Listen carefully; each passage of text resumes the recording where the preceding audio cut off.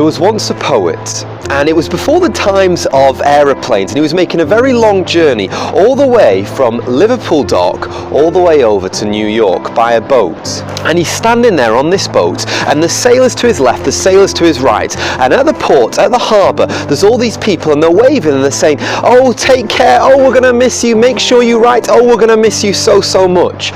And the poet stood there feeling so alone.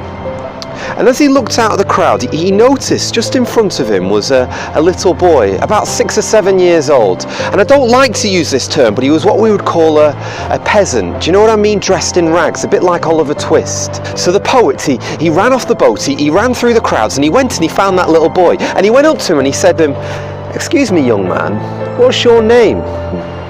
"Oh, I'm called William, sir." "William, if I gave you a sixpence, would you do a favour for me?" "What would that be, sir?"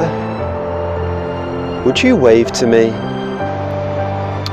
So, as the boat left the dock, there was that little boy waving a rag with all of his might. And so the poet wrote, "So I got my sixpenn'orth worth." Loneliness is a terrible thing, isn't it?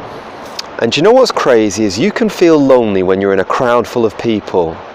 Some of you are lonely because the Lord has never opened the door for you to meet someone and you spent your whole life single. Some of you are lonely because you're the only Christian in your home. And the worst kind of loneliness, I believe, is those of you who are bereaved.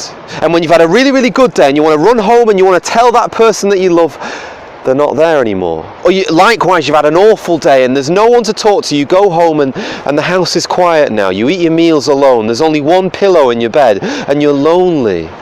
Well, for those of you who are suffering from loneliness, may I make a gentle suggestion to you?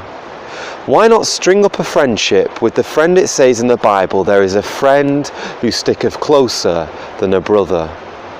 Who am I talking about? Jesus.